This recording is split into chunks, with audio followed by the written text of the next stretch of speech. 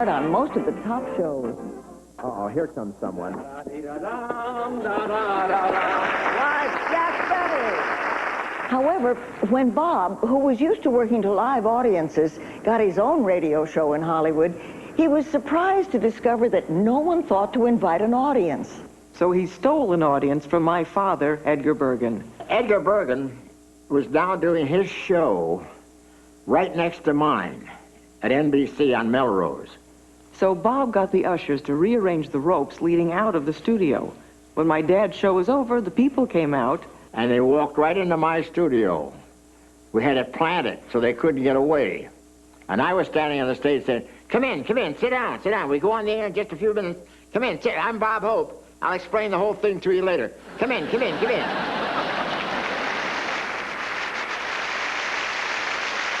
Bob went on the air with his new show on NBC in 1938.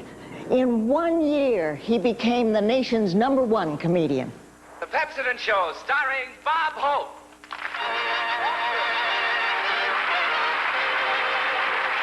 We bid you all hello. Here's welcome to our show. May we present for Pepsodent a guy you ought to know. Thank you so much. Ladies and gentlemen, in spite of the fact that Bob Hope and I have the same facial characteristic, almost 12 inches long. Jimmy Durante is not my father. You're my crush. You're my dream man. You're my Prince Charming. Now, wait a minute. I may be just a passing fancy in your life. Oh, no, Mr. Hope. This is the real thing. It's lasted almost 2 whole days. Do all these beautiful girls work around here? Yes, Carrie. They perform various duties around the hospital. Around the hospital? Yes. You got an extra flu germ on you? Say, those are pretty curls you have there, Shirley. I've never noticed them before. Why, you must have noticed them, Bob. My appointment at the hairdresser's comes right after yours. Anyway, Gene, it's good to see you out here in Hollywood. Where are you from, anyway? Bob, I was born in the sidewalks of Pittsburgh. Yeah, my parents couldn't afford a hospital either. Gee, Marlena, you look great. Thank you, Bob. I feel fit as a fiddle. Got any rosin? The Bob Hope Pepsodent Show would become a radio tradition on Tuesday nights for 12 years. Bob featured Jerry Colonna and Les Brown and his orchestra, and an incredible array of female singers. Frances Langford, Margaret Whiting, Marilyn Maxwell, Doris Day, Patti Page, Dinah Shore, and another singer who was heard on Bob's show and went on to a very successful career in records and television and movies, Miss Rosemary Clooney.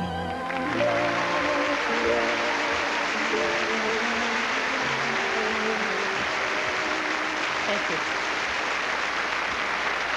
There was something very special about a Bob Hope radio show. When you had to supply your own pictures, the colors could be even brighter, the jokes could be even funnier, and the love songs could bring you even closer together.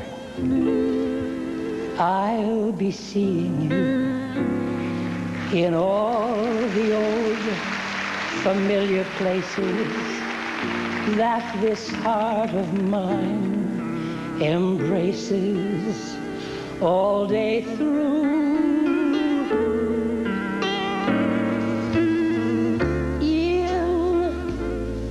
That small cafe, the park across the way, the children's carousel, the chestnut tree, the wishing well. I'll be seeing you in every lovely summer's day, in everything that's light and gay. I'll always think of you that way. I'll find you in the morning sun, and when the night is new, I'll be looking at the moon but I'll be seeing you.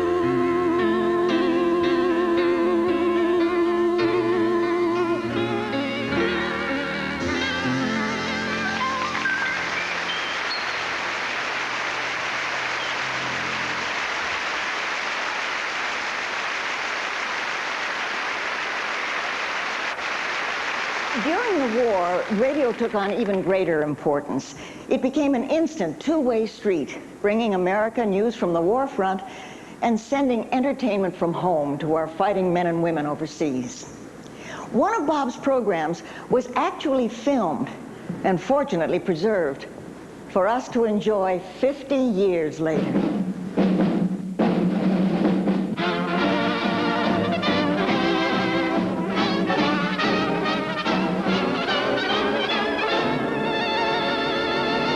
Your commanding officer of this command performance, your old sidekick and chief scout of the Wolf Patrol, Bob Hope.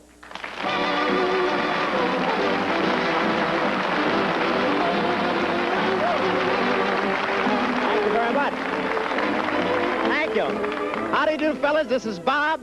This is Bob, Command Performance Hope, telling each Nazi that's in Russia today that Crimea doesn't pay. Just to prove there's no request too large, fellas, here she is, Lana Turner.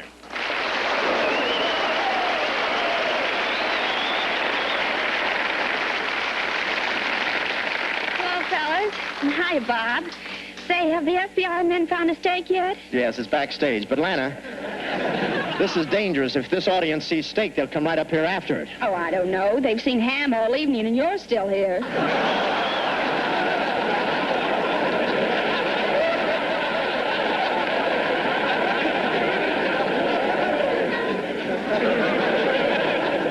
Right now, I'm bacon. Now,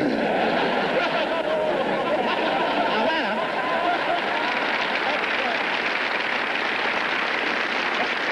Another command performance for that lovely sweater girl, Judy Garland. Somewhere over the rainbow, skies are blue, and the dreams that you dare to dream really do come true.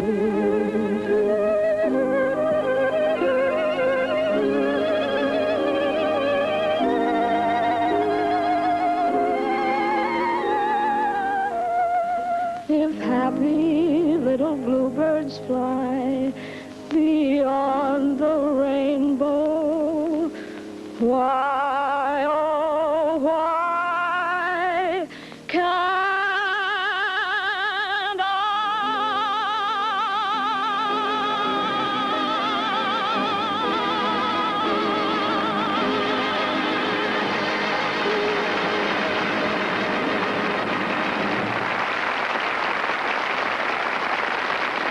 Thanks, Judy. Thanks from America to all our men in blue, our boys in khaki too, our tough Marines, our Coast Guard, our Army nurses true. We thank you so much. This is Bob Hope speaking for everybody on Command Performance and saying the best of the best from the USA. So long. Ladies and gentlemen, John Denver.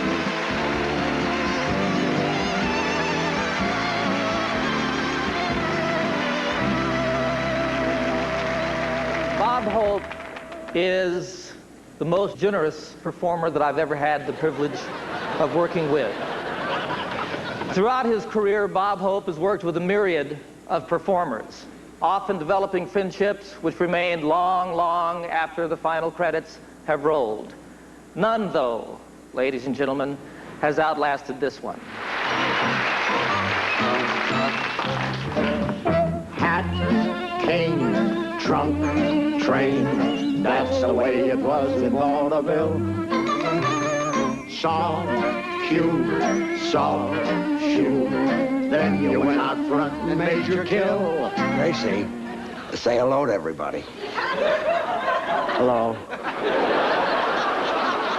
Let's talk about your brother. Which brother do you want to talk about? The one who's married or the one who's in love?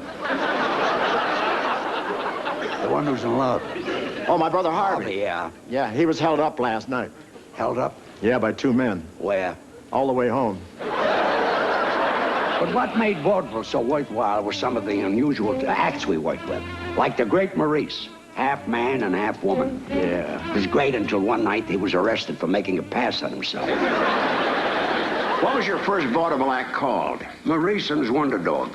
You were Maurice? No, I was the Wonder Dog. Well, I hope you fired your agent after that gig. Bet him.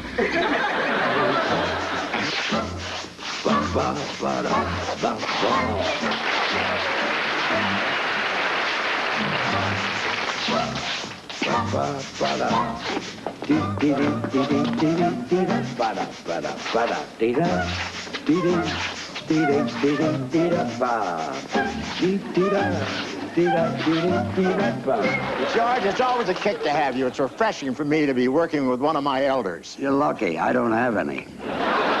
People are always asking me, when am I going to retire? Well, I'm never going to retire. And Bob Hope is never going to retire. And what other business can a man his age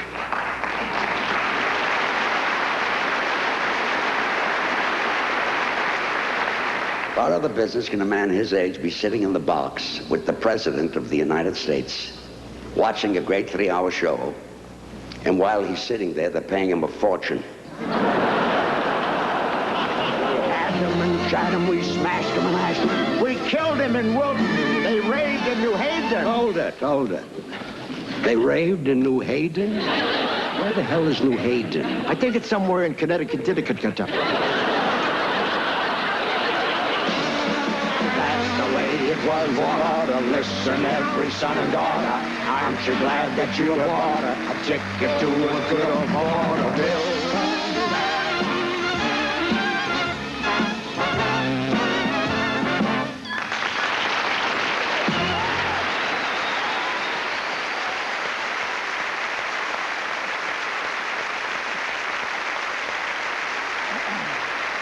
Ladies and gentlemen, Mr. George Burns.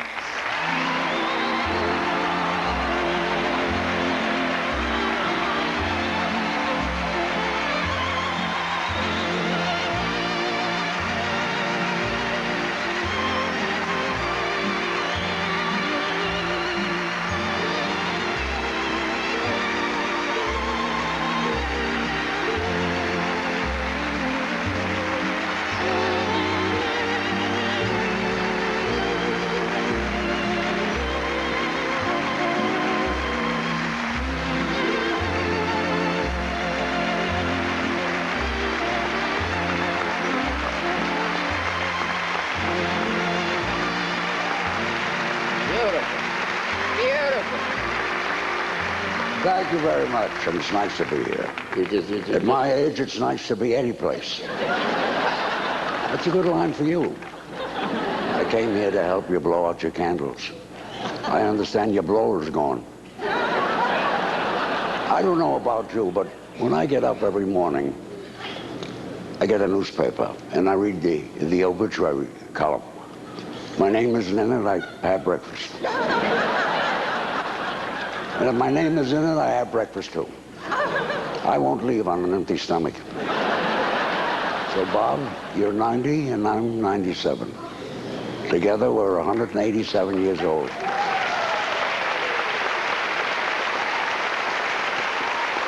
Beautiful. And, Bob, we're doing something now that nobody else in show business can do better. We're sitting down.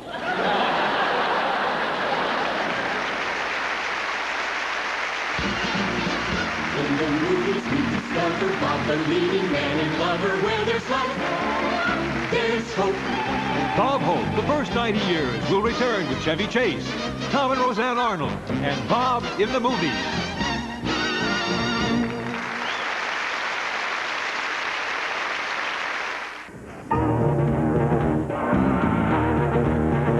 We all took the road to Morocco with Crosby and Hope and Lamore, to Singapore and Bali, to Hong Kong and Zanzibar. And when they reached Utopia, they were swinging on a star. They certainly did get around. And now their travel diaries are Morocco bound. Ladies and gentlemen, Tom Selleck.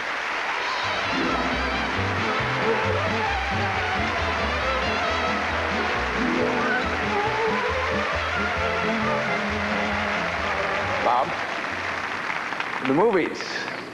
You know, after his incredible success in radio and on Broadway, the next logical step on the road for Bob Hope was the one that led to Hollywood. Bob's movie career would ultimately span 6 decades with a total of 72 films. Now, for many years, he was the #1 box office star in America, but with Bob's first screen test in 1930, his film career almost ended before it ever began.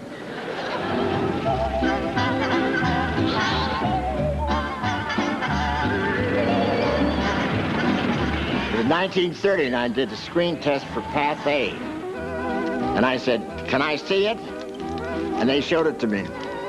Roll it, Sam.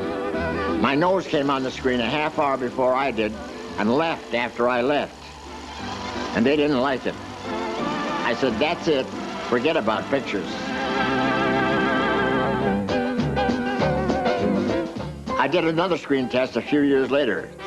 It was silent, so I did a little bit that I used to do in vaudeville.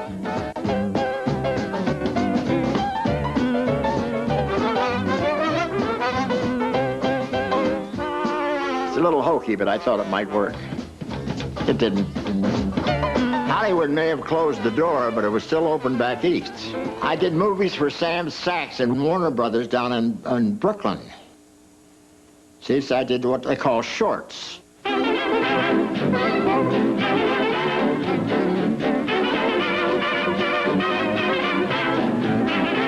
What is your name? Bob Hope.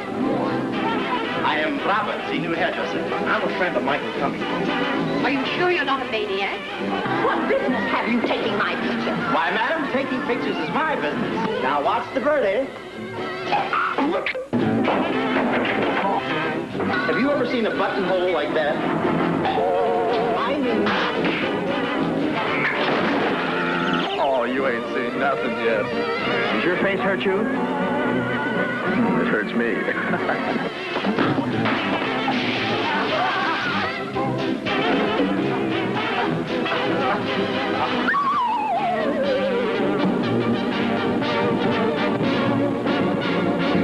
You know, before I did my first picture, a director was going to direct the big broadcast, took me over to Lucy's, this eating place across the street from Paramount, said, "I just want to give you a little advice." He said, "In pictures, your eyes are the whole thing. You have to visualize and tell the story with your eyes." And I believed him.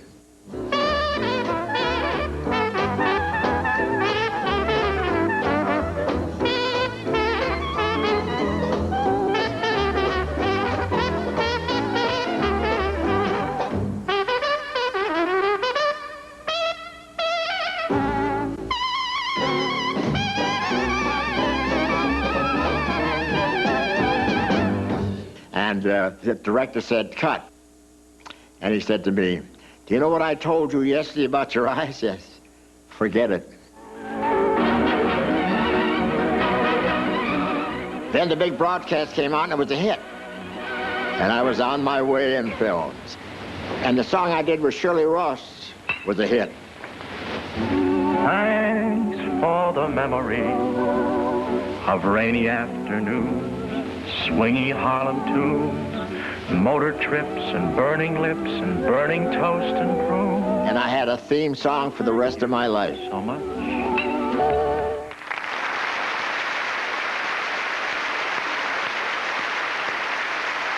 With the big broadcast of 1938, Hollywood took notice of Bob, but he would become a movie superstar with a young crooner he met back in the vaudeville days at the Capitol Theater.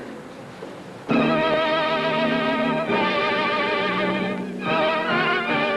Capitol Theater in New York was a big picture house. And they booked all big people, you know. And Bing and I happened to be on the bill together. And so you do 4 shows a day, and it's dull. So instead of just leaving it that way, we started ad-libbing together, doing jokes. And we just killed them for about a half hour. And a couple of guys went back to Paramount and said, boy, put these guys together. They are funny together. And that's how the road picture started.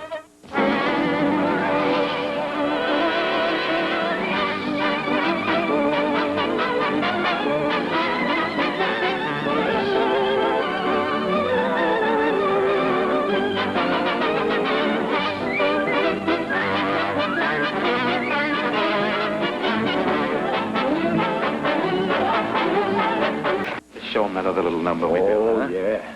Patty cake, baker's man. Bake a cake as fast as you... Bake a cake as fast as you...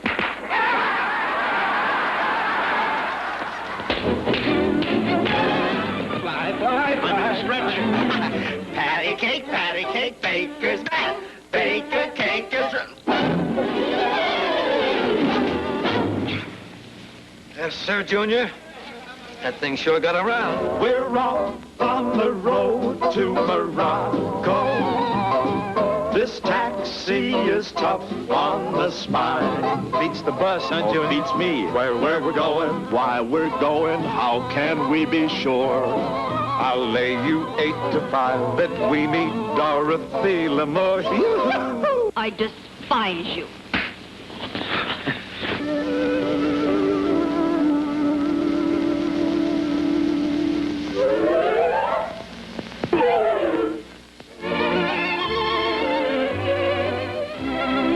Light becomes you.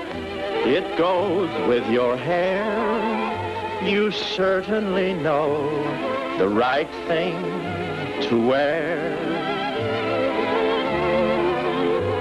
Moonlight becomes you. I'm thrilled at the sight, and I could get so romantic tonight.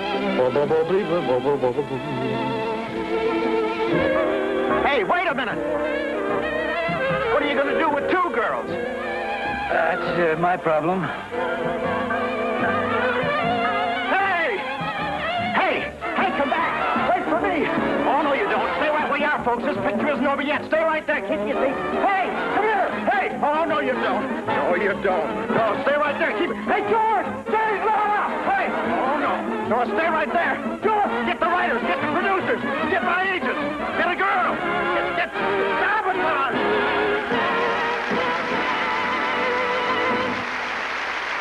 Ladies and gentlemen, the prettiest member of that beloved trio from the Road Pictures, Dorothy Lamour.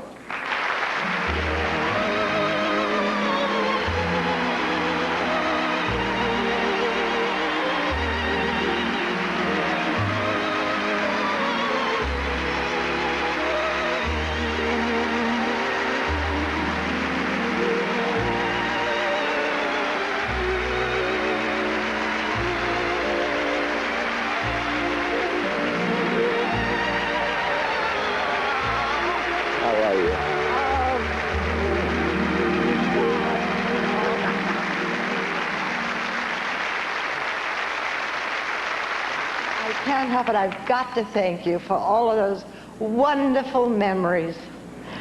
All those road pictures that you and Bing and I did. I felt like a special sandwich. I know that we made 10 pictures together, you and I. Well, and I know you made... Let me get my joke in. I felt like a wonderful sandwich. A slice of white bread between 2 slices of ham.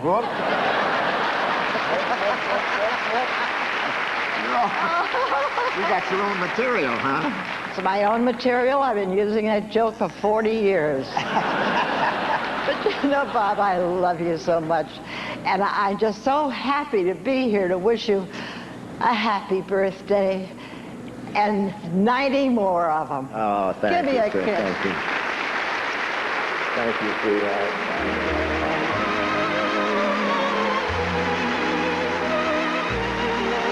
We'll return with Bob and his years with Oscar.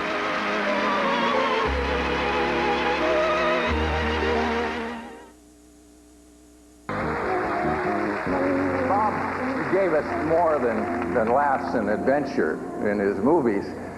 He often played the romantic lead and is the only star who can say that he's been kissed by every major Hollywood beauty from Jane Russell to Trigger.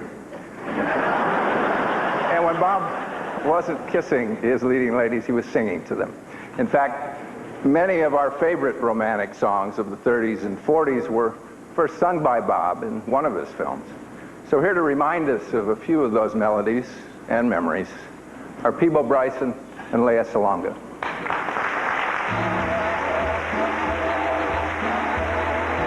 If there's a gleam in her eye, each time she straightens your tie, you'll know the lady's in love with you. If she can dress for a date without that waiting you hate, it means the lady's in love with you. And when your friends ask you over to join their table, but she picks that faraway booth for two, well, sir, here's just how it stands. You've got romance on your hands because the lady's in love with you.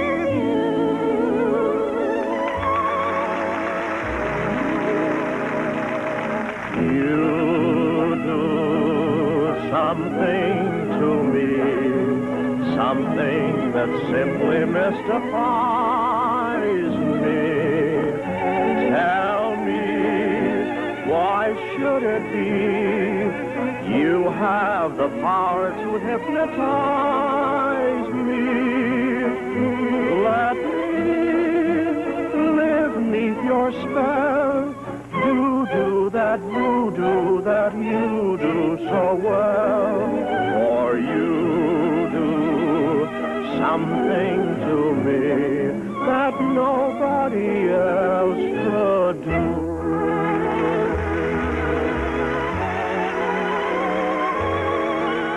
City sidewalks, busy sidewalks, dressed in holiday style. In the air there's a feeling of Christmas. Children laughing, people passing, meeting smile after smile, and on every street corner you hear silver bells, silver bells, silver bells, silver bells. It's Christmas time in the city. Ring-a-ling, ring-a-ling, hear them ring, hear them ring. Soon it will be Christmas Day.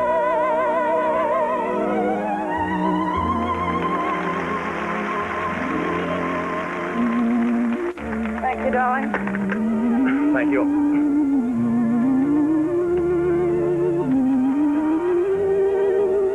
Two sleepy people by dawn's early light, and too much in love to say goodnight. Here we are, out of cigarettes, Holding hands and yawning, look how late it gets. two sleepy people with nothing to say, and too much in love to break away. East is east and west is west, and the wrong one I have chose. Let's go where I keep on wearing those frills and flowers and buttons and bows, rings and pins and buttons and bows. Don't bury me in this prairie, take me where the semen grows. Let's move on down to some big town where they love a gal by the cut of her clothes. We'll stand out in buttons and bows. I love you in buckskin and shirts that are homespun, but I love you longer, stronger, where your friends don't hold out guns. My bones denounce the buckboard band. and the cactus hurts my toes. So let's vamoose where gals keep using those silks and satins and linen that shows. And I'm all yours in buttons and bows. Give me Eastern trimming where women are women. In high silk hose and peekaboo clothes. And French perfume that rocks the room. And I'm all yours in buttons and bows.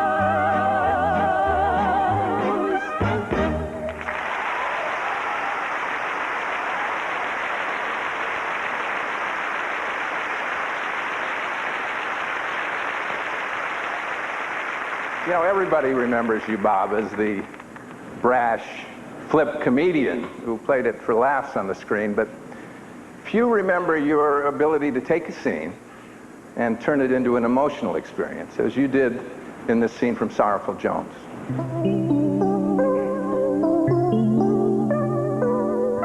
Then show me how to pray, please. Go to sleep. But I want to ask for something. I never knew a dame who didn't. Okay, get out of bed. Oh, and don't tell anybody about this. See, I don't want it to get around. Now kneel down. Put your hands together like this. Shut your eyes. But why? How do I know? I don't make the rules. Who does? Well, like the racing commission makes the rules at the track, I guess there must be a praying commission someplace. Oh. What does the commission say I should do now? Just say like this. Now I lay me down to sleep. Now I lay me down to sleep. I pray the Lord my soul to keep. I pray the Lord my soul to keep. If I should die before I wake, If I should die before I wake, I pray the Lord my soul to take. I pray the Lord my soul to take. And God bless Sorrowful, Gladys, Regret, and everybody. And God bless Sorrowful and Gladys and Regret and everybody. And Dreamy Joe too. Oh, yeah, him most of all. He's closest to going. And Dreamy Joe most of all. He's closest to going. Is that all? Yeah, that's the works. But when do I ask for what I want? Oh, well, you better slip it in right now while your prayer's still hot. Please, dear God, buy Mr. Sorrowful a new suit. With 2 pair of pants, please.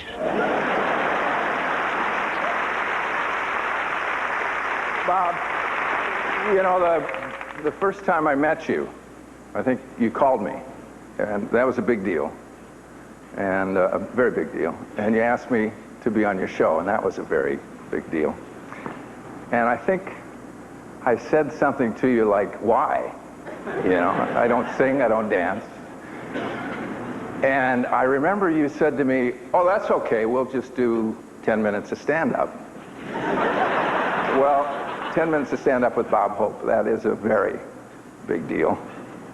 But, you know something, you made it easy. And you made it funny. And there's one more thing, Bob. As somebody who's worn the uniform of this country, I just wanted to say thank you for being who you are. Happy birthday.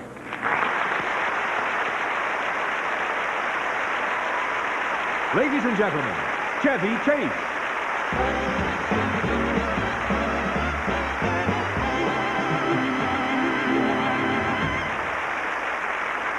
I'm honored to be a part of Bob's 90th birthday celebration. I usually celebrate your birthdays quietly at home with my family.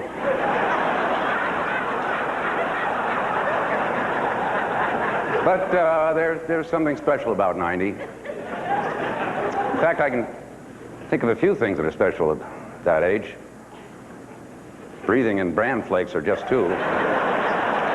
But seriously, though, happy birthday, Bob. You know, we do share something in common. The most thankless job in the world, next to being Al Gore's aerobics instructor or writing rap lyrics for Queen Elizabeth, is hosting the Oscars. I've done it twice. Bob's done it 17 times. In fact,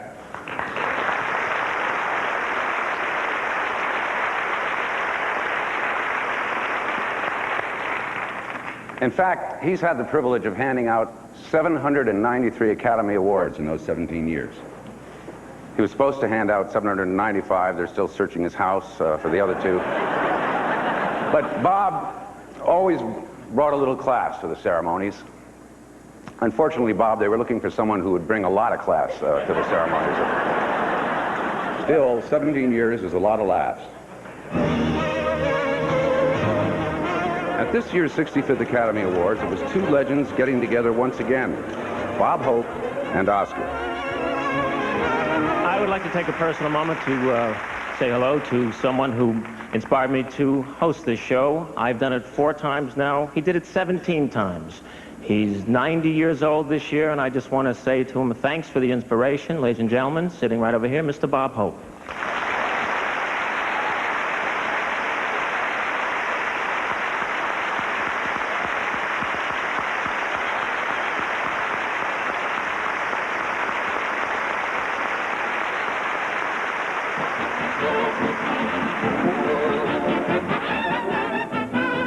Bob first hosted the Academy Awards back in 1940. At that time, Oscars were handed out an exclusive private dinner. Long before television, the excitement was captured by newsreel cameras. The Rhett Butler of the air, Bob Hope. I really had a sneaky idea that they were going to give me an Oscar tonight because I saw one of them with a surprised look here. I am really flattered, ladies and gentlemen, to be invited here again this year. This is the 4th time here. I come here every year for my attack of indigestion, and I want to tell you... By the time the Academy Awards were first televised in 1952, Bob still hadn't won an Oscar. No, I think it's rather silly. I mean, all this fuss about winning one of those Oscars, what are they, just a bookend with a sneer? I got a speech in this pocket for 14 years. I reached in there the other day and a moth bit me. No, I haven't won an award in 15 years, and I've been trying very hard. And I just want to say to my producers, directors, and cameramen that I could never have done it alone. You all helped. But it seems to me, Jimmy, that they just give awards like for dramatic pictures and musical epics, while I, of course, do comedy. Really? You know, Bogey, I guess the two guys in this town who ought to be most grateful to the cameramen are you and me. Well, Bob, there isn't much they can do with a face like mine, but yours presents vistas of opportunity. See, I must say that your success is well-deserved. After all, you're young, you're handsome, you're vigorous, and you're talented, and you're, let me see, there was another reason why I hated you. What can I do for you, Coop? Leave.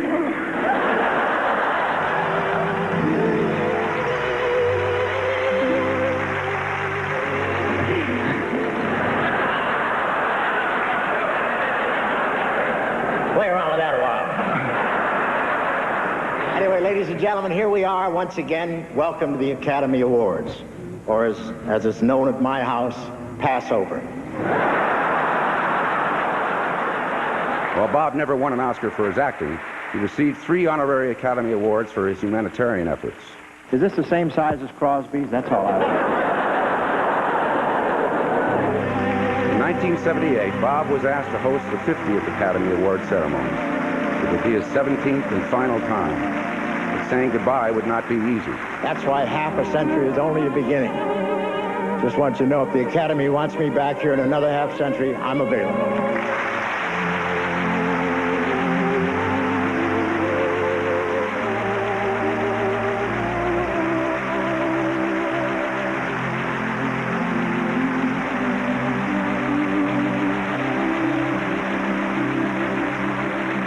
Bob, thanks for all those memories.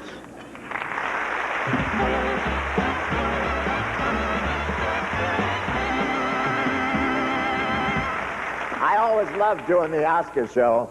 It was a chance to get dressed up, go out, and have a good cry. There's nothing finer than a dynamite one-liner where there's life. There's hope. Bob Hope, the first 90 years, will return with Roseanne and Tom Arnold, Paul Reiser, and Bob's Fun with Our Presidents from Eisenhower to Clinton.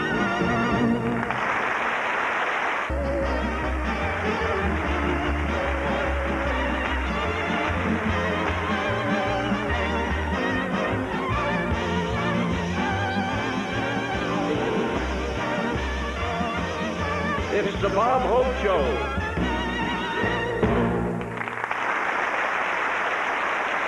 Ladies and gentlemen, Paul Reiser.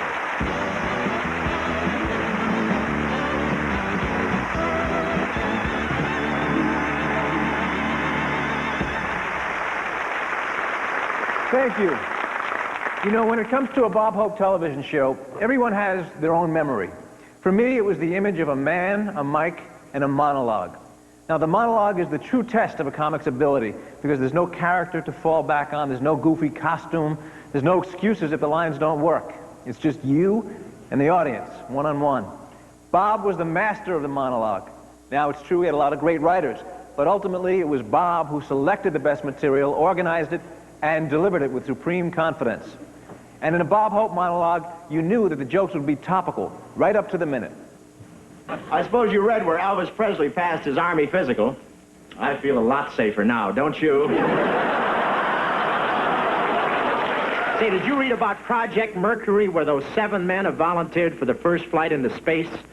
3 Air Force captains, 1 Marine colonel, 2 Navy commanders, and the guy who timed the Academy Award show. The Supreme Court ruled no more praying in school. From now on, the kids have to study to get good marks.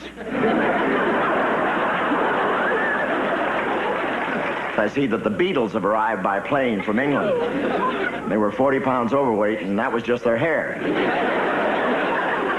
You see those kids? The Beatles are kind of a barbershop quartet that couldn't get waited on. It's nice to be back working for a civilian audience again. You don't laugh as easy, but you don't shoot as fast either. You know, I think Vietnam left me a little nervous. This morning, my Wheaties popped, and I surrendered to the maid. Hey, I've got some good news and some bad news about the fuel situation. The good news is you can now get gas. The bad news is no one can afford it.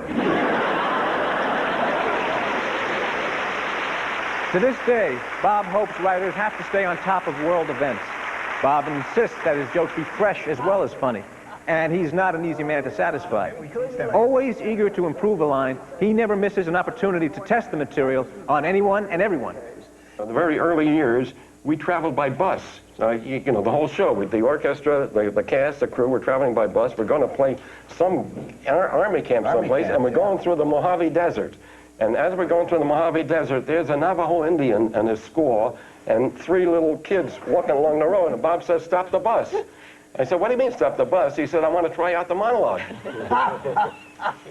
One of the things that I learned writing for Hope is how to write fast, because if it happens in the news, you get the call. We had an earthquake. My husband's a policeman, and we had an earthquake here in Southern California, and we both got calls. You know, he had to go work the disaster relief, and I got a call from Bob Hope to write jokes on it. My call came first.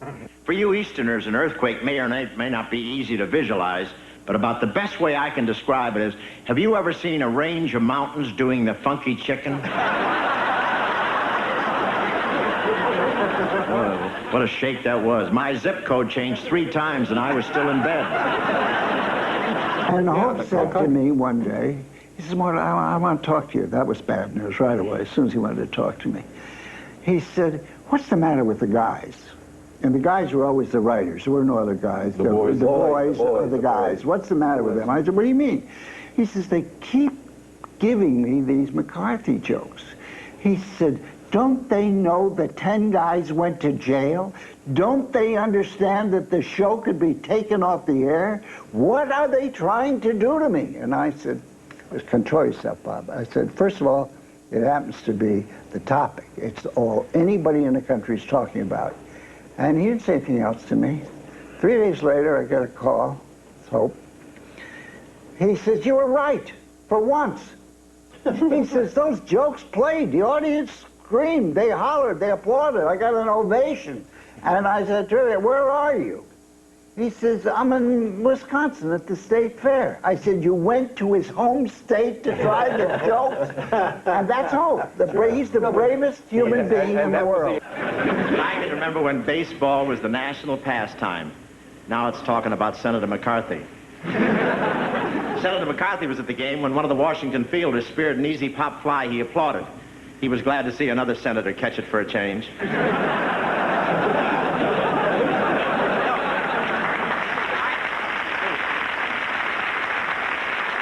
No, let's get it all together for a big thing later. No, Senator McCarthy, he didn't see much of the game. He spent 7 innings chasing the vendor who was yelling, "Here you are, get your Red Hots here." This kind of thing, and I want to say that Senator McCarthy has certainly made a name for himself.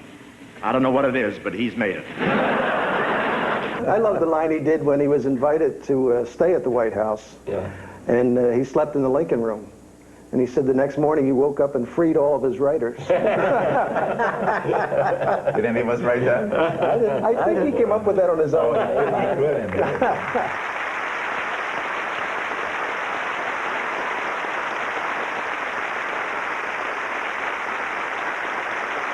No, I owe everything I have to my writers. And I can't tell you how hard they tried to get it.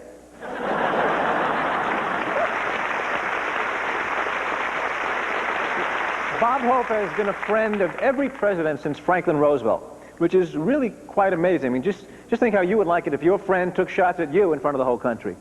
But he must be doing something right, because without exception, the presidents have loved this man and really appreciated that he does all his kidding without an ounce of malice.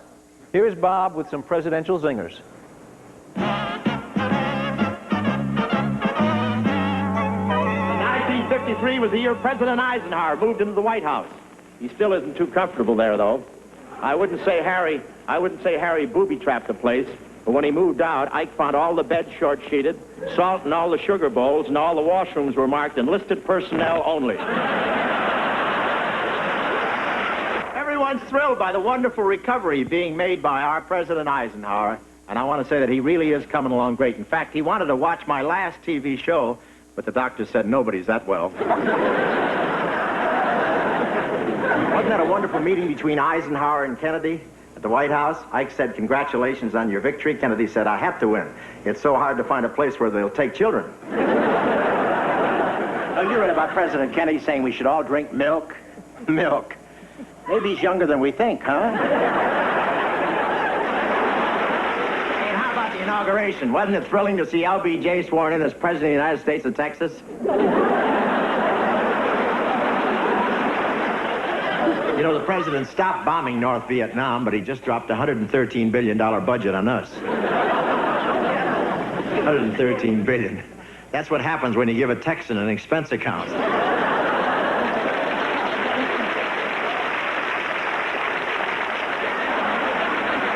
I could tell Nixon was nervous. He was given the victory sign with one finger.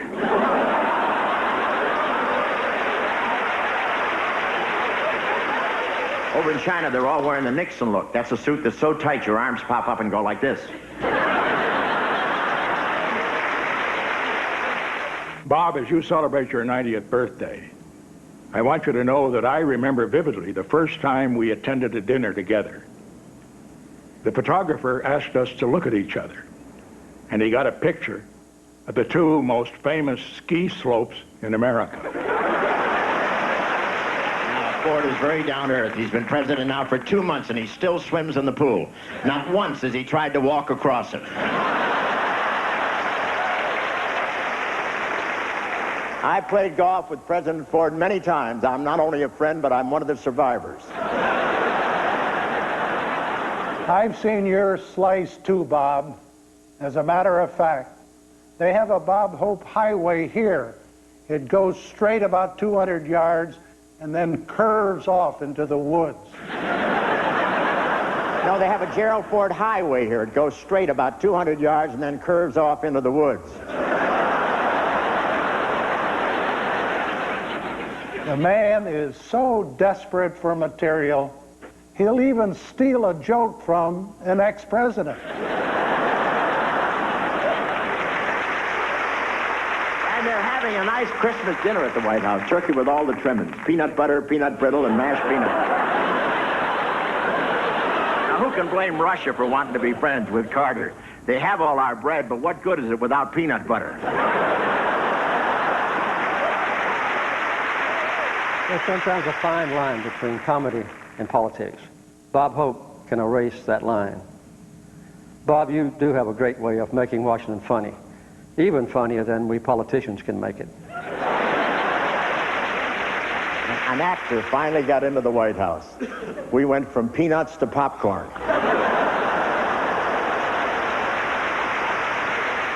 Yesterday, they sent Mr. Reagan the Bible he'll be sworn in on, and out of habit, he sent it back for a rewrite. Bob, I don't know what you would have done without me over the years. I've certainly supplied you with some of your best material. I'm pleased to be among your many friends around the world who are wishing you a happy 90th birthday.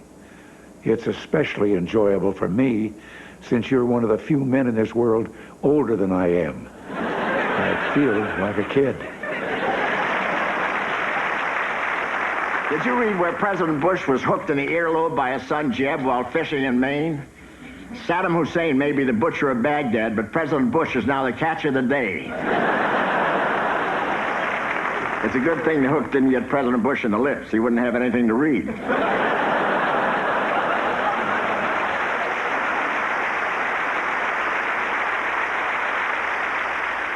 I never minded your ribbing because you did it with such style and grace, and you never crossed the line. Whether it was broccoli or fishing hooks, we all laughed together. And through everything America has gone through, you always did your part by giving all of us a lot of hope. Hi, this is Bob Hope saying Clinton's going to Washington. Arkansas folks are thrilled to the core. They won't have to hear him practice on that saxophone anymore. I want to thank you from the bottom of my heart for many, many decades of service and laughter. Now, the next time you're in Washington, I'd like to ask you to drop by the White House. Frankly, I need some advice. For starters, I need some help with my backswing. And then more importantly, if like me, you have to spend this much time in the Capitol, I need your gift of laughter.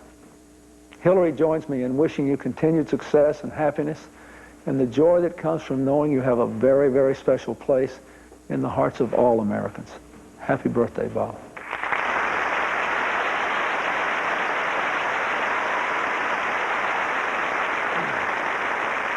You know, Bob, you've had such a strong career that started out strong and has continued over so many years. And I'm just curious, what do you eat?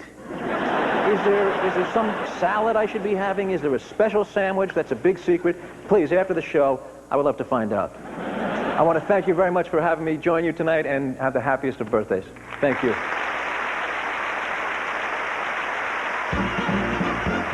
His nose is where his peanut is, and nose, he knows that peanuts where there's life. There's hope. Bob Hope, the first 90 years, will return with Walter Cronkite, Garth Brooks, and Bob's funniest television moments. Civil War soldiers, Private Phil Hartman and Private Michael Richards. Hi, Bob. Remember us? Gettysburg, 1863. It was your first time entertaining the troops. Remember when you said, I just left General Grant. He was drinking a toast to his troops, one by one. You know, we nearly wet our cartridge belt. And then I loved it when you took a shot at the president. I mean, not like that John Wilkes Booth fella. No. I mean, you gave him a zinger. Remember what you said, Bob? There's Abe Lincoln over there. You know, I asked him why he wears that stovepipe hat, and he said it's because he has a stovepipe head. Thanks for the memories, Bob. We love you. And he ain't just whistling Dixie. Hey, yo!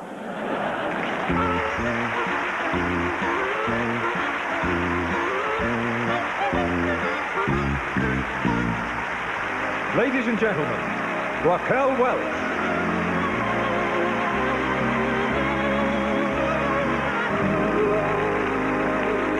Well, I didn't go on that tour with you, Bob. But I'll never forget the USO Christmas that I did go with you on. 1968, Vietnam. I was kind of green, but you were so terrific with the boys. And you were incredible with me, too. I mean, whenever there was an air raid signal and they went off and the bombs started coming down, you put your arms around me and held me tight. And then after it was over, you'd get off my lap and go on with the show. Well, Bob, with a career as remarkable and enduring as yours, you can't help but touch the lives of an awful lot of people. And here are just a few of them. Miss Florence Henderson.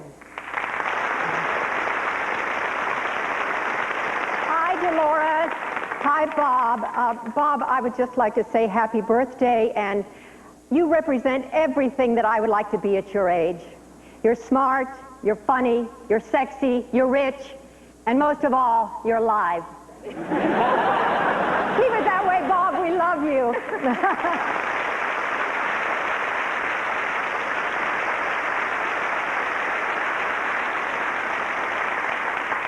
Kirk Cameron.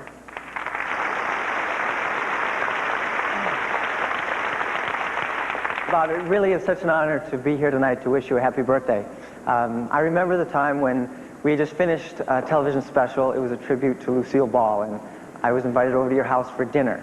And I was absolutely thrilled to be sitting around the dinner table with all my cronies, George Burns, and you, Dolores, Danny Thomas, and Betty White, just talking about the good old days. I really didn't add much to the conversation, but then again, I was only 16, and you collectively all had me outnumbered by about 250 years of experience.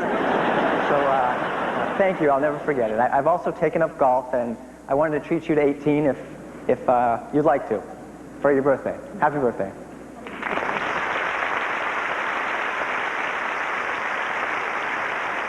And the renowned Mr. Les Brown. Thank you. Bob, we were lucky enough to join you way back in 1947. If I have it right, I think that was 46 years ago. Happy birthday, Bob, from the band of renown.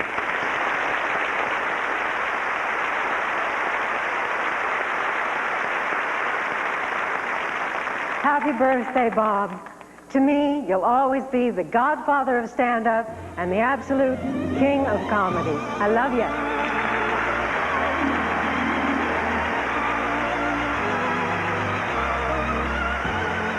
Ladies and gentlemen, Roseanne and Tom Arnold.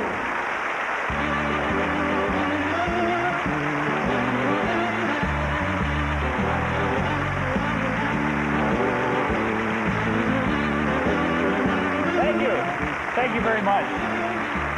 I love you a lot, Bob Hope. I think you're just awesome. I think you're great. I think you're the greatest comic in the whole world that there ever was. Everybody's stolen your timing. Everybody's stolen from you for ages and ages and ages.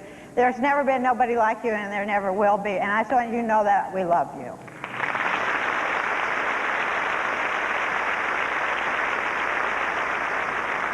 No situation was too extreme for you. No sketch too outrageous. Now here's just a few of your most inspired and hilarious moments from the series of specials that were made for the Peacock Network. You are so cute.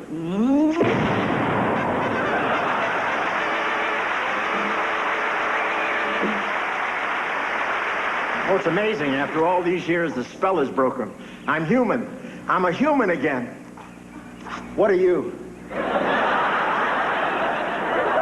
Well, I'm sure we can find a beast that's your type. I have the biggest collection of animals this side of Tanganyika. Oh, I'd like to see some.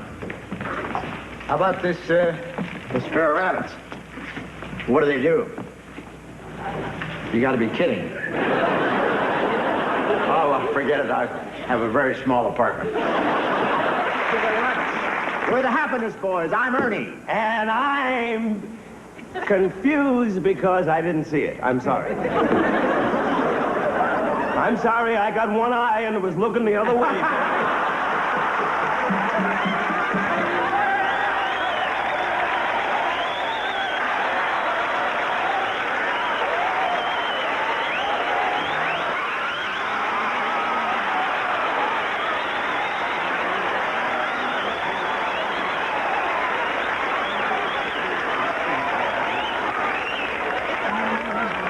You know your seams are crooked. That shows how much you know. I'm not wearing stockings.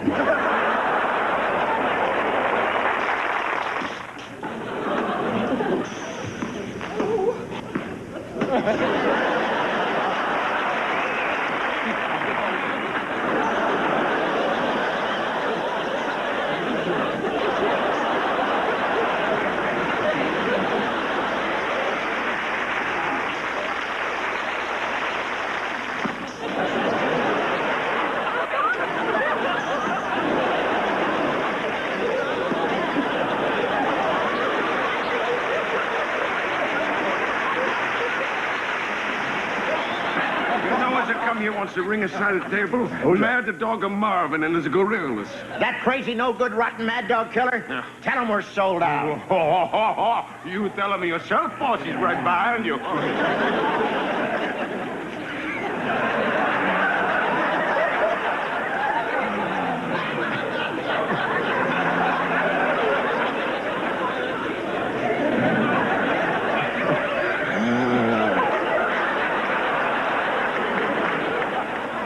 I'd like a rabies shot. Through no fault of mine, the operation was a success. Isn't that marvelous? Well, you know, we doctors like to get them up on their feet in a hurry these days. Come on. Up, up, up, up, up, up.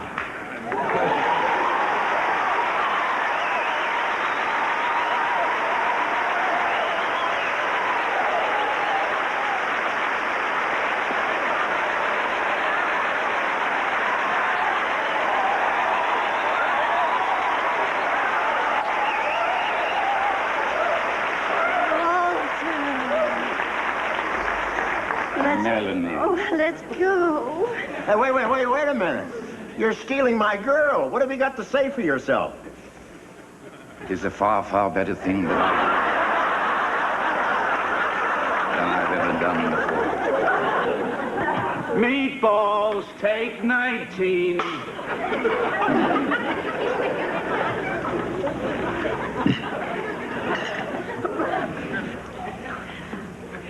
Lots of some spicy meatballs.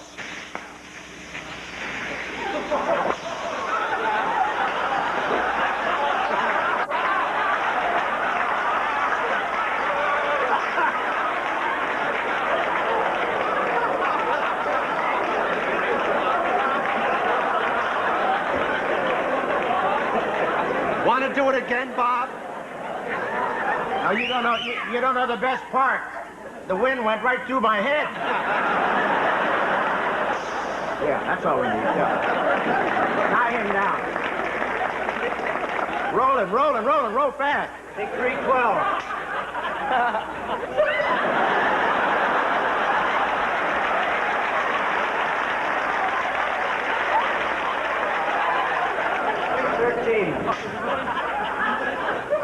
Lots of some spicy meatballs.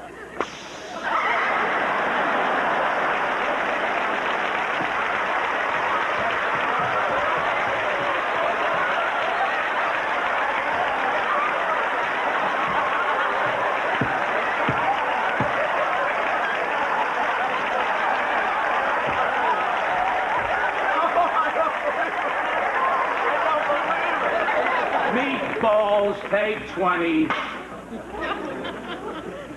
Lots of some spicy meatball.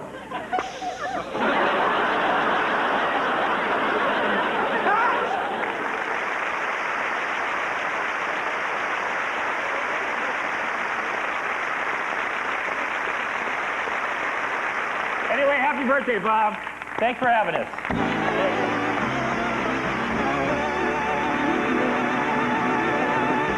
You know, when Bob first introduced me on his show, he paid me one of the highest compliments any performer could ever hope for. Watch this. You know, you're incredible. After just a few short years, you become one of country music's great country singers. Most sought-off performer.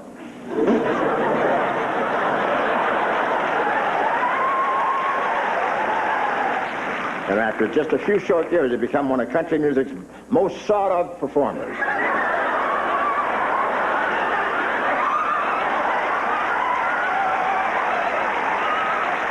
chance in just a few short years to become one of country music's most sought-after performers. Thank you.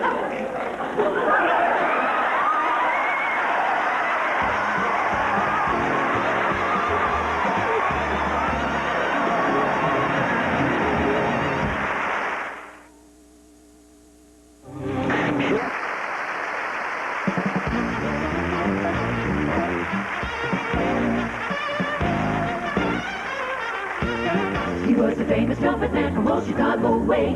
He had a boogie style that no one else could play. He was the top man of his craft. But then his number came up and he was gone with the draft. He's in the army now, a blowing reveille. He's the boogie woogie bugle boy of Company B. The boogie woogie bugle boy of Company B.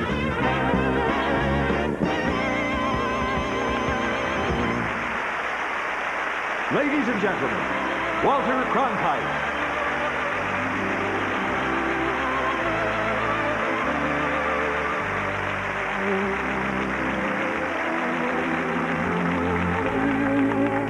I met Bob Hope at a scene about like that. World War II, an Air Force base in England. I was a war correspondent, and I went to one of his early shows on a base. I fought my way through the airmen, GIs, officers, to get up front so I could meet Bob Hope as he came down from that little tiny stage. And he came down, and boy, I put my hand out, and I got right by him, and I said, "Mr. Hope, I'm Walter Cronkite, United Press." And you know, I'll never forget what Bob Hope said to me on that occasion. It's engraved in my memory. I live with that memory forever. He said, "Hiya, fella."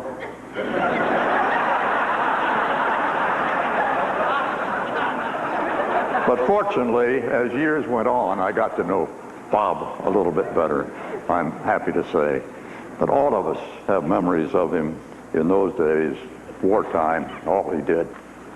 The image of Bob Hope is a sight that is indelibly etched in the consciences of millions of our citizens who went to war to preserve this nation of ours.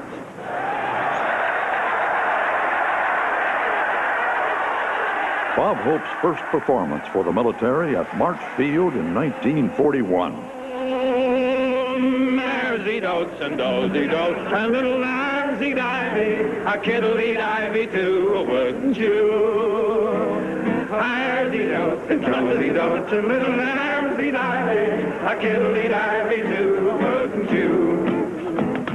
Dum-dum-dee-dee. The guys are going to do a show tonight.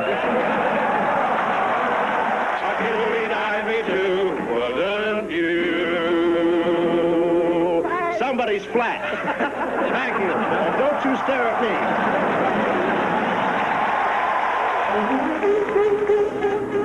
A few months later, after the Japanese attacked Pearl Harbor and the troops got shipped overseas, Bob and his troops followed, bringing laughter and that touch of home to our lonely GIs. I just want you boys to see what you're fighting for, that's all.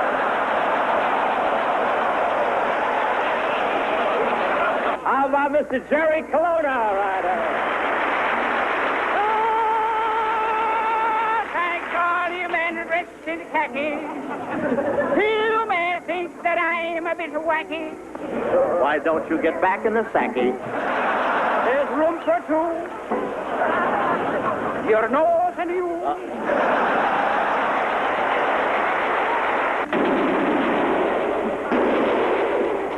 Who's that, Jerry? And number 3. Are we winning? The pictures we usually saw were of huge audiences cheering Bob and his group. But for every show like that, there were a lot of visits to hospitals to cheer the wounded one-on-one. In 1950, war broke out in Korea, and Hope was there, beginning a Christmas tradition that would last 4 decades. 1954 was the first year that Bob's Christmas tour was televised, and over the years, he would travel to any remote corner of the world where American GIs needed cheering up. This dedication to service continued right on through the next big conflict in Vietnam. The faces may have been from a new generation. some of them sons of GIs he entertained back in World War II. Happy to be here. I don't know where the hell we are, but I'm happy. I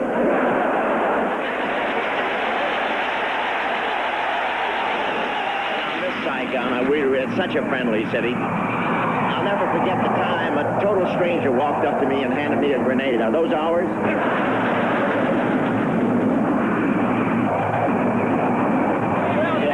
They're bringing my laundry in. Bob, I hope you'll forgive me for saying this, but I think you've got a lot of courage. How do you mean?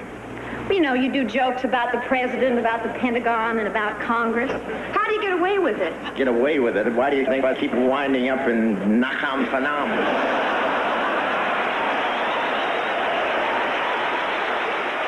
After a decade of peace and spending his Christmases at home, in the 80s, American GIs were back in action. And of course, hope was with them. We are right off the coast from Beirut, better known as Dodge City. And may I tell you, it's been a while since I've entertained servicemen, but Washington told me, if we can bring ships out of mothballs, why not you? Almost 50 years after Bob's first performance for the troops, he set out once again, now at the age of 88, to entertain the young men and women of Desert Storm in the most remote areas of the Arabian Desert. I sandcraft the doctor here.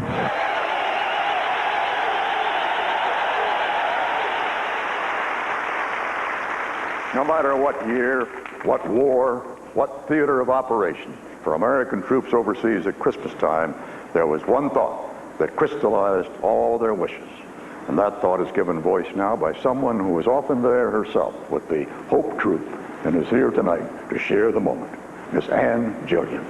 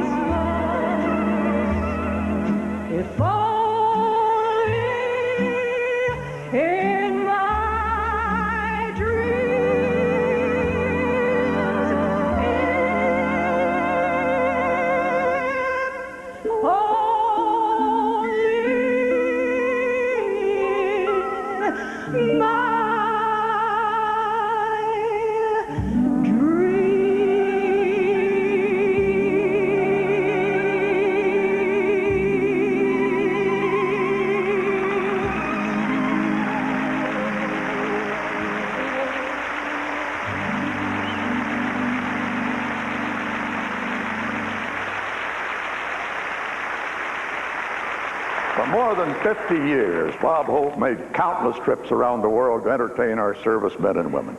And tonight, representatives from all branches of our armed forces have gathered here to pay their heartfelt respect to Bob Hope.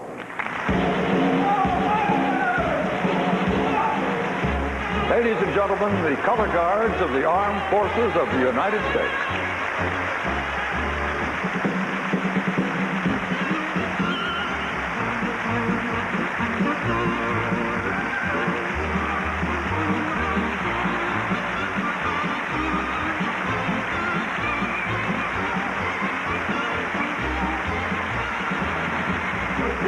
And now, joining the color guards, the Soldiers Chorus of the United States Army Field Band from Washington, D.C.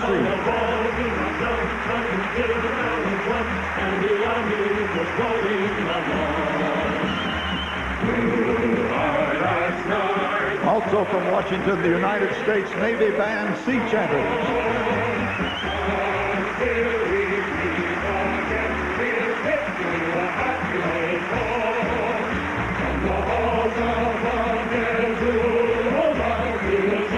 And finally, the Marine Chorus of the Marine Corps Air Ground Combat Center Band from 29 Palms, California.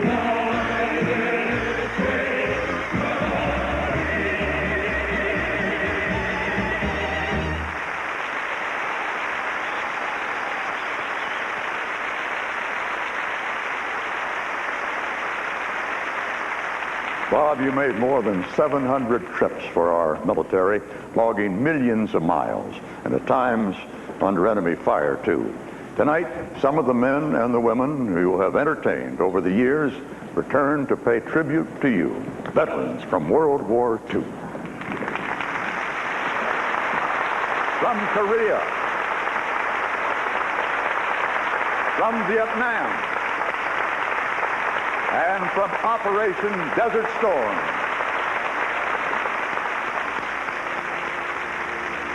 Good evening, Bob. I don't think you remember me, but I remember you. In the Philippines, I saw your show. And I can't say enough. In my heart, there are tears in my eyes tonight for the things you did for the GIs. I can't say enough. You are number one. All I can say is on behalf of all the GIs in the Second World War, we wish you many more, and God bless you. And take care of yourself.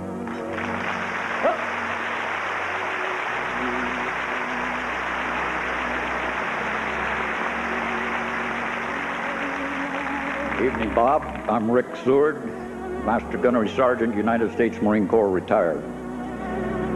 One of your fondest memories has got to be the show at Wonsan, North Korea, where you hold the distinction of being the only man and the only civilian to beat the 1st Marine Division ashore. It's now come to the time that we say thank you for the memories.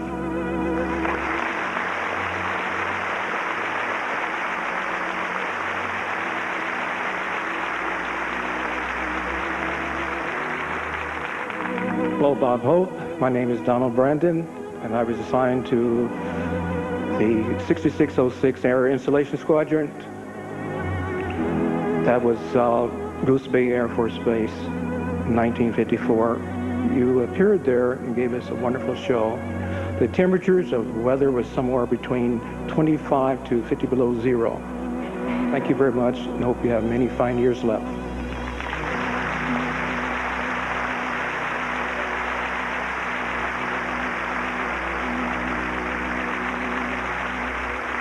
Bob, I'm Jesse James Morales, Photo Reconnaissance Officer, Vietnam. My father saw you in the South Pacific the year that I was born.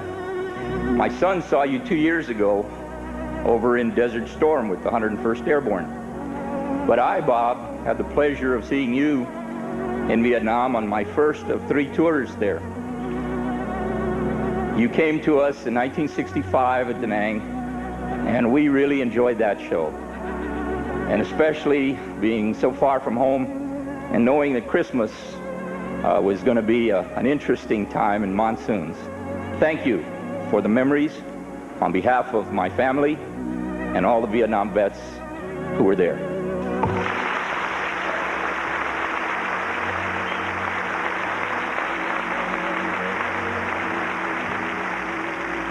Happy birthday, Bob. Corporal Louis Barber, United States Marine Corps. I first saw you in the seaport at Saudi Arabia. At the time, I was on a working party with a few Marines, and we had just had a working party going, and we had started to build a tent city. And we decided to take a detour, an extended lunch break, and needless to say, we did go see your show. It was a great show, and had we gotten caught, it would have been well worth it. Thank you.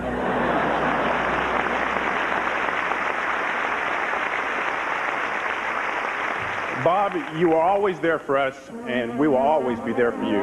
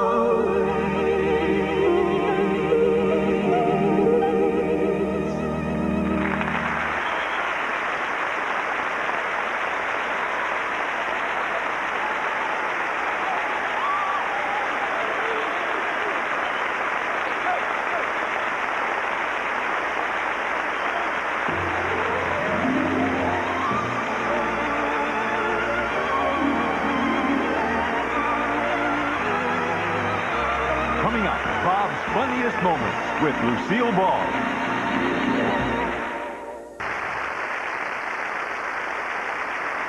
I love this man here. I love Bob Hope because I've adored him for years. He's a funny man. Over the years, Bob has said some of the funniest jokes I ever used. Bob, you're one of those special people that can make other people laugh. That's the important thing. It's a beautiful gift, and not many are as gifted as Bob. May I say that you should stay happy, and may you live as long as some of my material. Thank you. God bless you. I love you.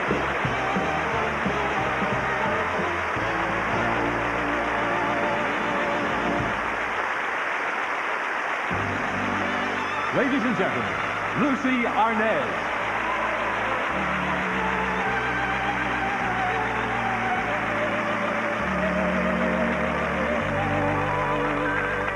My mother, Lucille Ball, worked with Bob a lot. They made 4 feature films together and numerous television shows. And you know, they always say that Bob never got the girl. I don't believe that. Every time he worked with my mother, I know he stole her heart. See, they not only made the world laugh, but they could make each other laugh as well.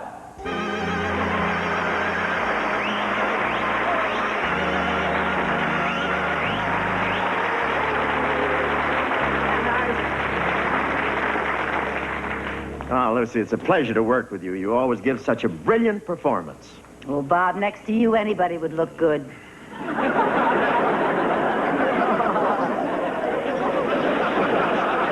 Lucy, you have done everything. Performer, director, producer, studio owner. Oh, stop it, Bob. Well, if you couldn't do comedy, what would you like to do? If I couldn't do comedy, probably what you do. If you're trying to hypnotize me, you may as well know you're wasting your time, because I'm just one of those very strong-willed people who cannot be hypnotized. I know, but a stronger mind just takes longer. I'm not expecting this to be a snap.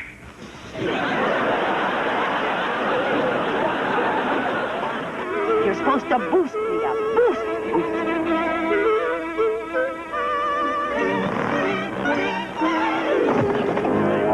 Will you please say a few words, Mrs. Ballantyne? Take off. Oh. Don't worry about it. It's just a superficial brain wound.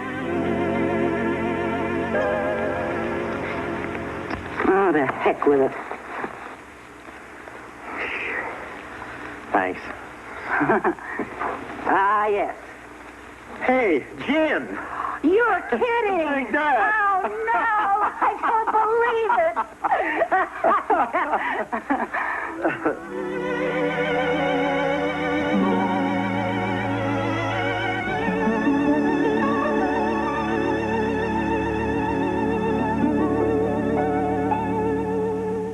It warms my heart to know that you remember still the way you do. Ah, yes, I remember it well. I got the laughs. I got a few. You blew your lines. And so did you. Ah, yes, I remember it well. The critics raved. When I appeared, I took a bow. your family cheered. Oh, yes, I remember it well. The way we rock and rolled. Singing teeth to two. Am I growing old? Oh, no, not you. How strong you were. How young and gay. I don't remember that. A prince of men in every way. Ah, yes, I remember it well.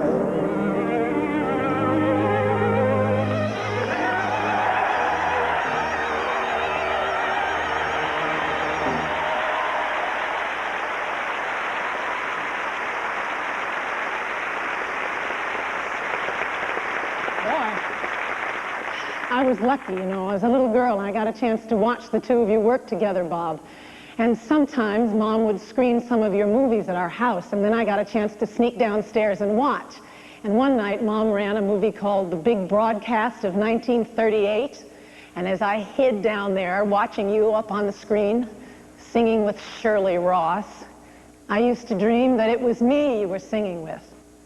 Well, it's one of the facts of life, Bob, that sometimes dreams really do come true. Thanks for the memory of rainy afternoons, swingy Harlem tunes, motor trips and burning lips and burning toast and brooms. How lovely it was. Thanks for the memory of candlelight and wine, castles on the Rhine, the Parthenon, and moments on the Hudson River line. How lovely it was.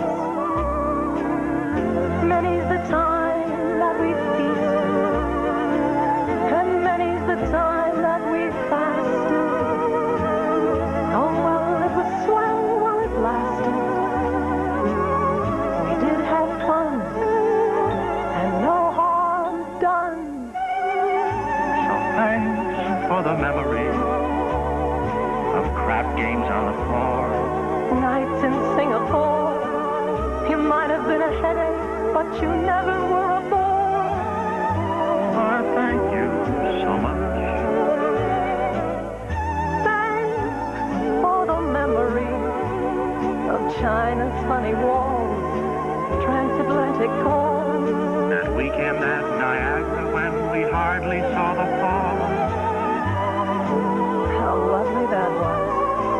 Thank you. We said goodbye with a highball.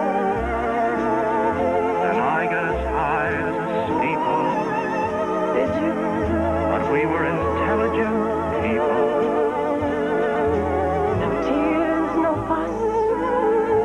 Hooray for us.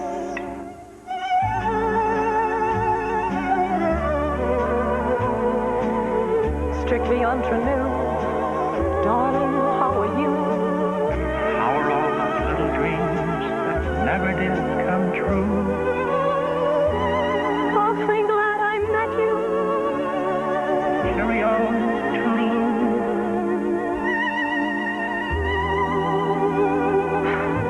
Thank you. Thank you.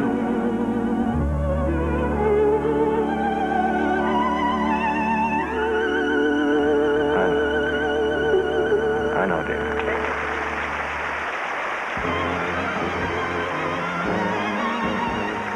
Stay tuned for more of Bob Hope, the first 90 years.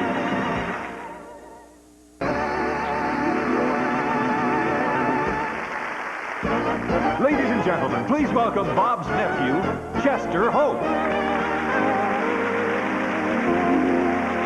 Hi, ladies and gentlemen. This is Chester Get That Ball Off My Fairway Hope.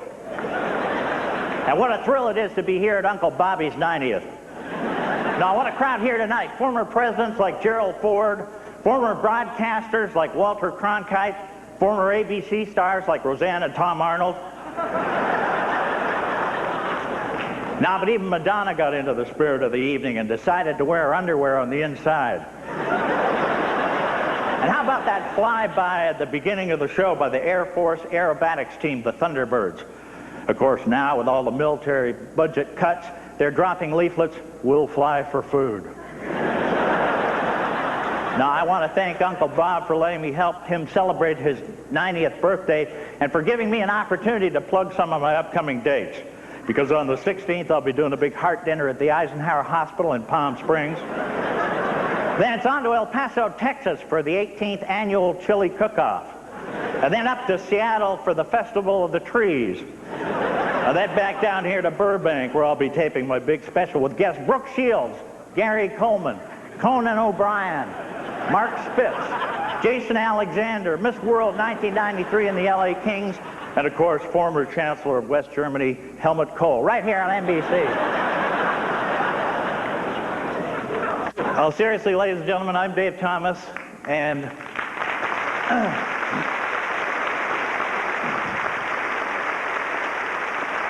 you know, Bob, I didn't do a lot of impersonations, but I did do Bob Hope, because I always figured if you're going to impersonate somebody, go for the guy everybody acknowledges as the best.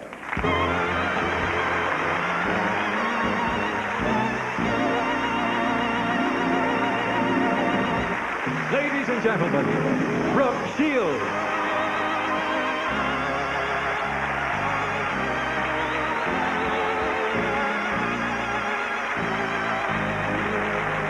Thank you very, very much.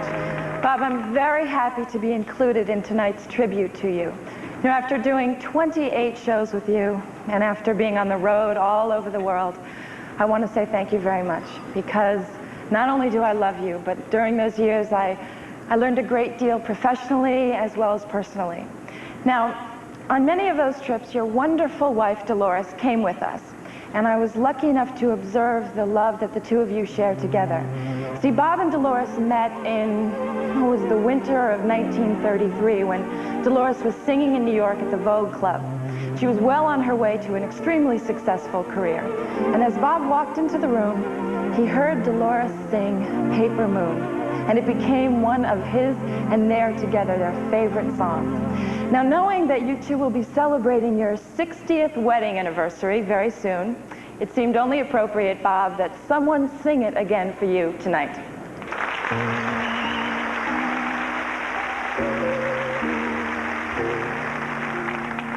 I never feel a thing is real when I'm away from you, out of your embrace. The world's a temporary parking place.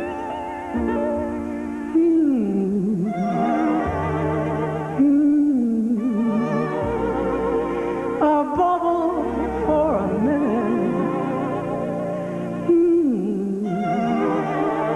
You smile. The bubble has a rainbow in it.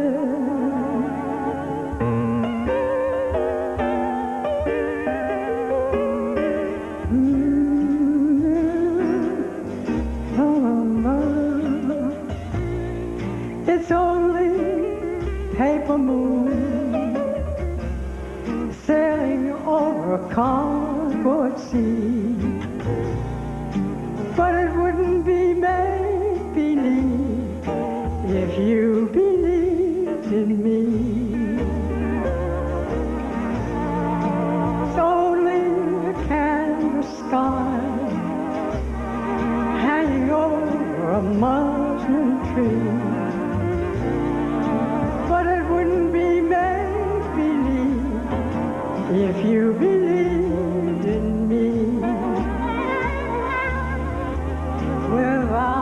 your love, it's a honky-tonk parade.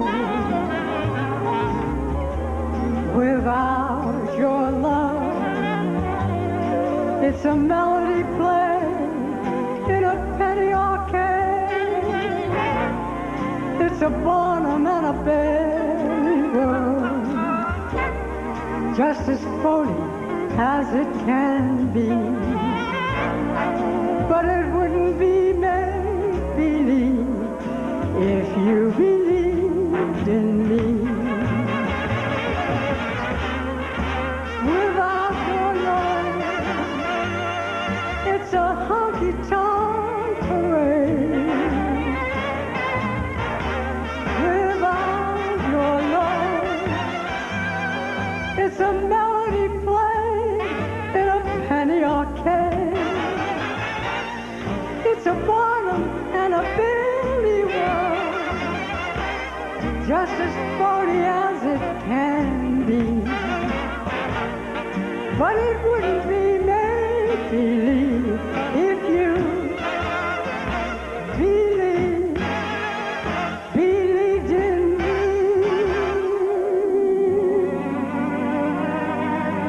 If you believed in me.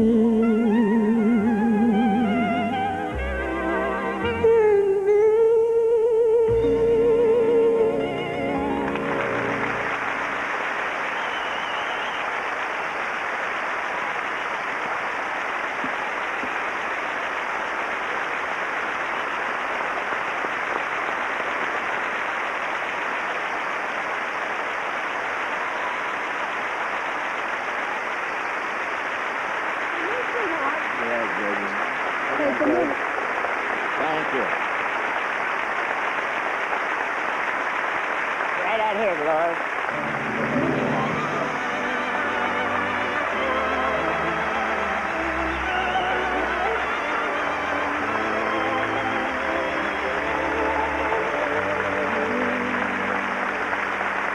I just want to say, 59 years ago, it was love at first note. But we've been together that long, and I just hope she keeps working steady because I want to work on my golf game. We'll return with a special tribute to Bob. Good evening. I'm reminded of that line from the Kipling poem, "If you can walk with kings and not lose the common touch." Well, you've walked with kings, and you've also shared your wit and your warmth with us, the common man. So tonight, from every walk of life and every corner of the globe, people have come here to speak for the millions whose lives you have touched over the years. Hi, I'm Barney McNulty, and I've been getting your cards ready for you on time since 1953, except for once. And if I had ever realized how important you were going to be, I'd have been much more respectful.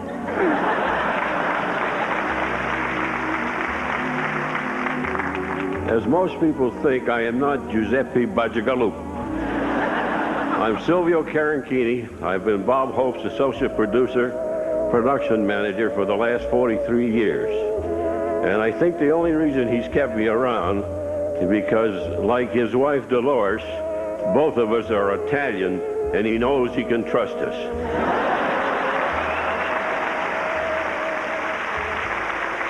I'm Rick Ludwin, Senior Vice President in charge of specials here at NBC. And Bob, I'm one of the new kids. I've only been associated with you for 20 years.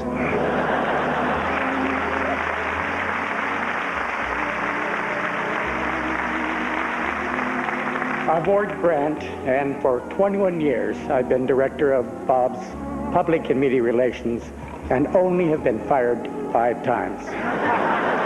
6? All but the 6 days have been fun.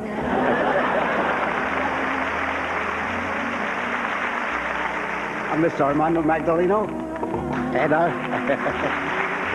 there you go. And I've been with Mr. Hope for 35 years as a handyman. And I'm happy to help you tonight if you need it.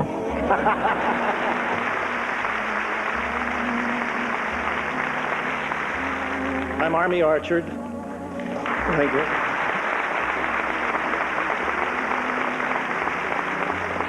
I've been writing about Bob Hope in my column in Daily Variety for 40 years. But actually, I first knew Bob when I was just starting out in the business, delivering mail to him at Paramount Studios. Then he was delivering hope to us in the Navy in World War II. He cheered us up. Those who were coming back, those who were going out. Thanks for the memories. Happy birthday.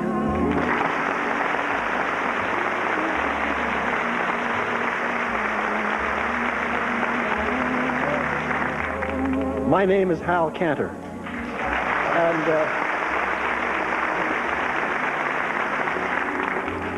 for 50 years, I've written jokes for you, I've directed for you, I've produced for you, and I've prayed for you. Happy birthday.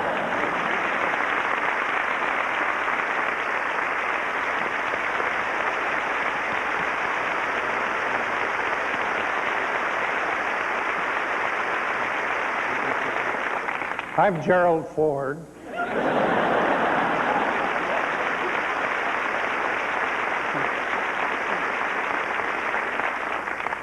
Bob, I'm here representing all of those of us who have served in the highest office of our country.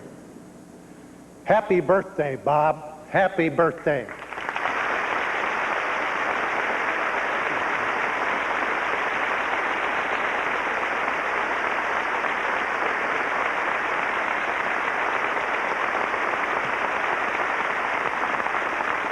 Bob, we're only a few of the millions of people who would like to say to you tonight.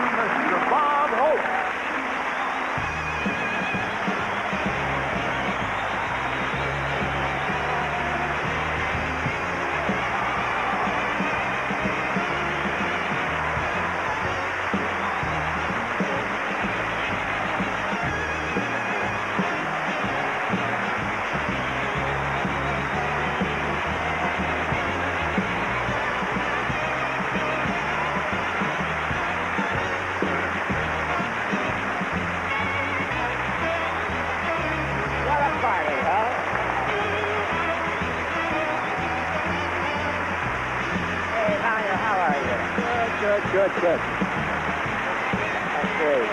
Hondo, nice to see you. You know, you never dreamed that we could get a gathering like this, ladies and gentlemen, to honor somebody, and especially an old hoofer. But this is one of the nicest places I've ever been, and one of the finest, groups that I ever worked with. And I got everybody up here that I love. Thank you very, very much.